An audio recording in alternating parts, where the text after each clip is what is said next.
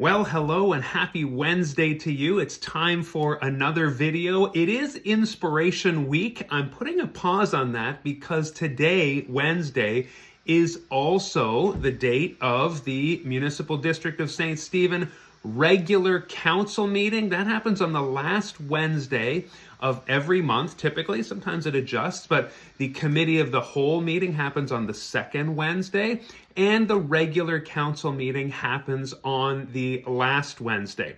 I was contemplating naming this video something like A Matter of Life and Death. The reason for that is because basically our council meetings are, well, the municipality kind of lives and dies by what happens in the council meetings. This is where the really important decisions, resolutions, bylaws are made. The committee of the whole is where discussions happen. So that's the second Wednesday of every month, the first meeting. A little less formal. It's where council can make discussions about decisions they will make, but decisions are not typically made unless they call for a special council meeting in there. But the regular council meeting is where the business is done, the decision is made, the decisions are made, and there is always the release of an agenda at least the Monday before, typically, and I am holding that in my hands right here.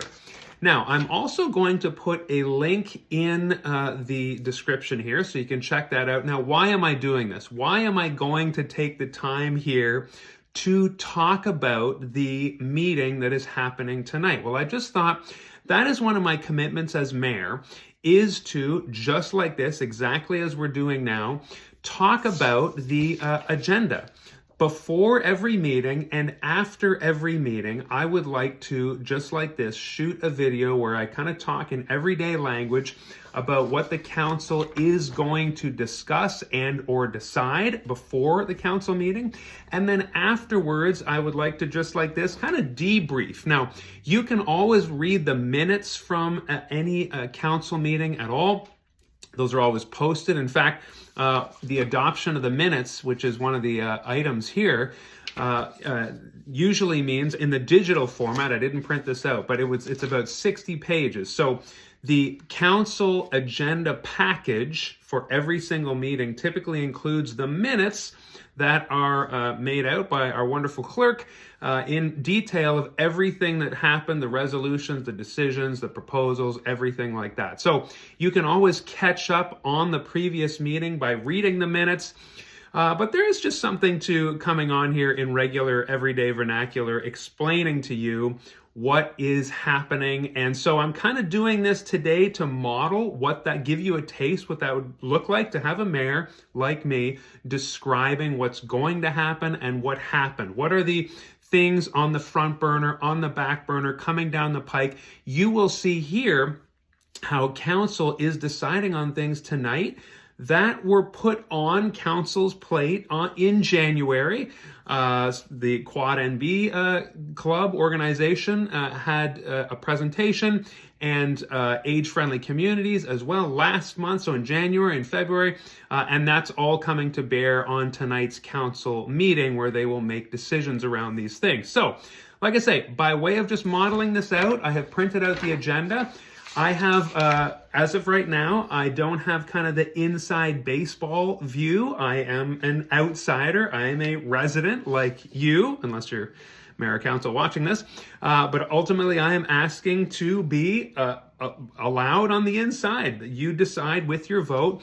And this is the kind of thing that I would like to do. I'd like to explain to you what is happening with council and the decisions we're making together. So, like I say, you can get the full package with relevant details and documents and PDFs. I think it's about 70 pages this week. Quick pop quiz. Who puts this together?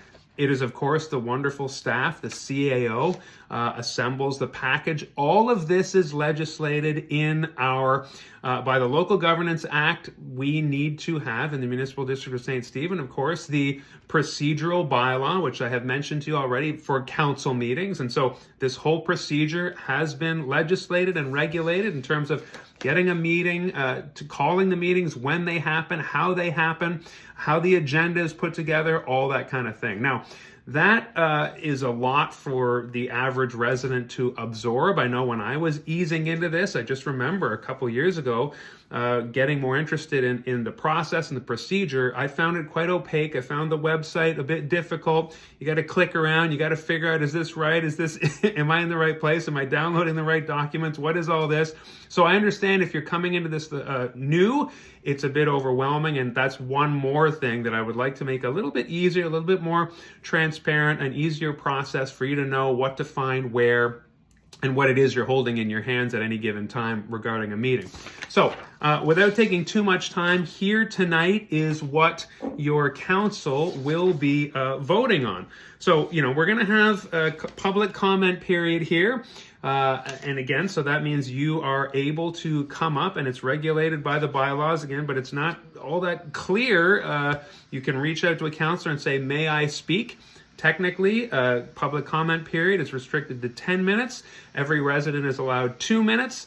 And that's something as mayor that I would like to see continue on, and in fact have public comments at the committee of the whole as well. There's been some questions around, well, if it's not on the agenda, when can I bring it up, et cetera, et cetera. And there's been some attempts to curtail what the public can say when. And I really like the idea of that formal podium where residents can come up and address the council and, get things on the radar, if not on the agenda, just saying this is important to me. That's a really important place to do that. So then there's going to be a vote on the bylaw, the new code of conduct bylaw. That's the first item here. Bylaws tend to get voted on early in the agenda. You'll notice here, if you read this, that it says this is the second reading. Now, I have discussed before, but we're down deep into the policy weeds here. The Local Governance Act says a bylaw is only in effect after 3 readings, and that gives residents time and council time to amend things, to accept feedback, to gather opinions. And so first reading happens publicly. The public can hear that. Residents can offer their feedback, say where they like it, where they don't like it. There's usually amendments to that, and then the second reading happens. So tonight, council will vote on the second reading happening. They're not voting on enacting the bylaw. It's just second reading as a motion. And again, there will be time to refresh those updates before third reading. When a bylaw passes third reading, it is enacted. And of course, this is all Local Governance Act, right? So tonight is the second reading, and there have been amendments to the first document. You can see this kind of being updated. So nothing's locked in until third reading, and tonight is second reading of the new Code of Conduct bylaw, which, as I've been discussing before, if you're paying attention to the last few videos, that is about the Local Governance Commission, talking about, hey, you can't have closed sessions for conduct complaints, and the series that we have been doing right before we kind of started what we called Inspiration Here Week, which was kicked off by McAdam's inspiring story in CBC. So it's McAdam's fault that we've kind of taken a diversion here. But again, we're taking another diversion here today because it's Council Day, and this is the kind of thing that I would like to be doing as your mayor, updating you on what we're doing. So, council's going to vote on the bylaw to allow second reading to happen tonight, and then the new business begins. So, requests for decisions tonight, like I say, are based on previous business discussions that happened in committee of the whole, which was more of a discussion on how decisions can be made. Remember, council is never supposed to meet in private or in secret. Any kind of even kicking the can around and sharing opinions, that's typically where it happens, is committee of the whole with the public present, okay? So the International Homecoming Festival, there is a resolution tonight to approve the transition of it to a community-governed board, reaffirming the festival's longstanding role as a community-led celebration. There has been some strain on the International Homecoming Festival where the staff was taking on a lot of the work, which means your taxes are paying for that, and it's taking up staff time. And staff expressed at one of the council meetings that they just believe that it will receive more support when it is more resident-led. And I actually agree with that. A lot of the initiatives that I am reading about and studying in Inspiration Week here, as we're saying, whether it's a festival, whether it's what we talked about Chemainus, the murals. I'm going to talk about another community in Ontario, which is all community-led. That's tomorrow's video when we resume Inspiration Week. It's typically community-led. You get more buy-in. You get residents putting their creativity, their time, their money, their effort into something, and then it's more valued. And again, your tax dollars are not paying for it as kind of more like the essential services side of the municipal services. So that's going to be decided upon tonight in the interests of avoiding some of the problems that happened last year where the parade was almost canceled and it was hard to get staff, because they're working so hard and buy-in was low and that kind of thing. So we see how something like the Fall Fair is always a massive success, completely led by volunteers. And I believe that's where we're trying to go with the International Homecoming Festival. So that's the first item. The second item is Quad NB.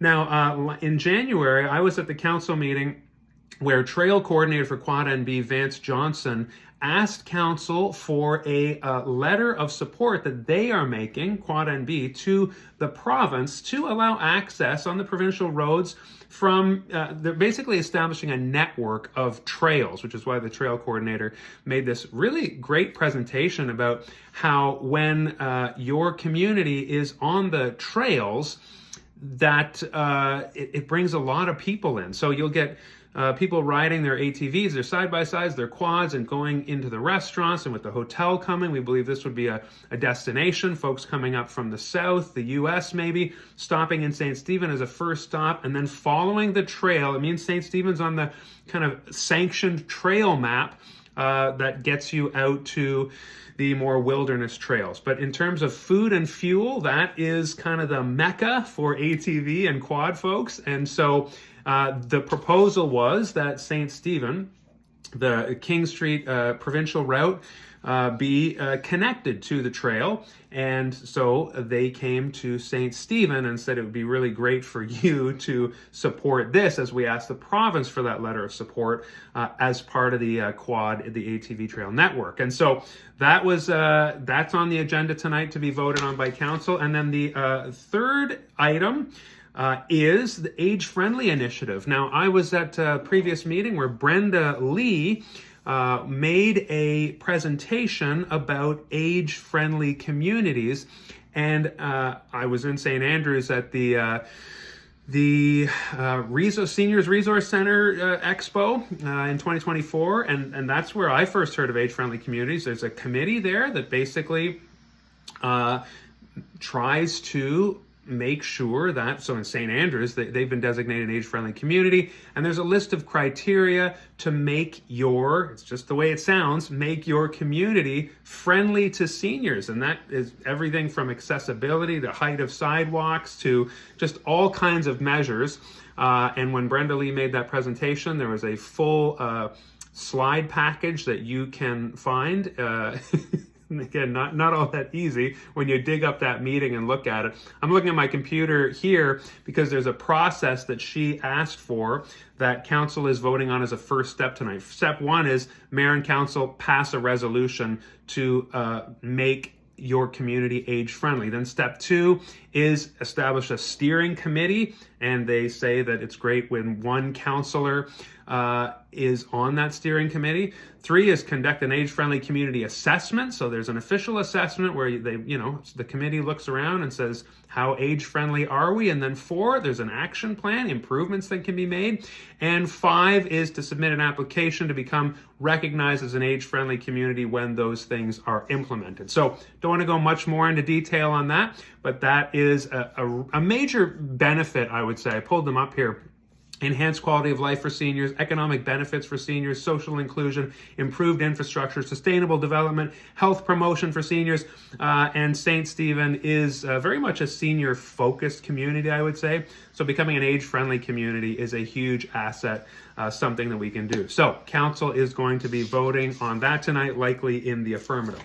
And then there's another kind of cryptic item here, council grant program, report to follow. Guess you got to the meeting like I will and see what that's all all about. And then next is council reports on here. And I just want to bring that to your attention that every month council are not required, but encouraged to submit individual reports so you can see their activities.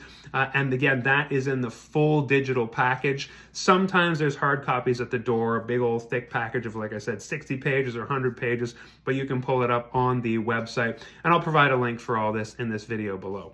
All right, or above. So that is what's on the agenda tonight. And then, of course, there's a good old closed session, but we know the stipulations pursuant to Section 68(1), as I was talking about last week of the Local Governance Act. There's something in there, third-party confidentiality, that they will be discussing that the public will be invited to leave for. All right, this video is on the longer side, but like I said, I wanted to introduce what I'm doing here and then do the thing that I introduced. This is the kind of thing that I would like to do as your mayor as we build up St. Stephen together. It's really important to me and to you that you have a mayor that is communicating clearly what's going on so I can lead a council that you can trust while we build up a home that we are proud of. And that's a major part of that. All right.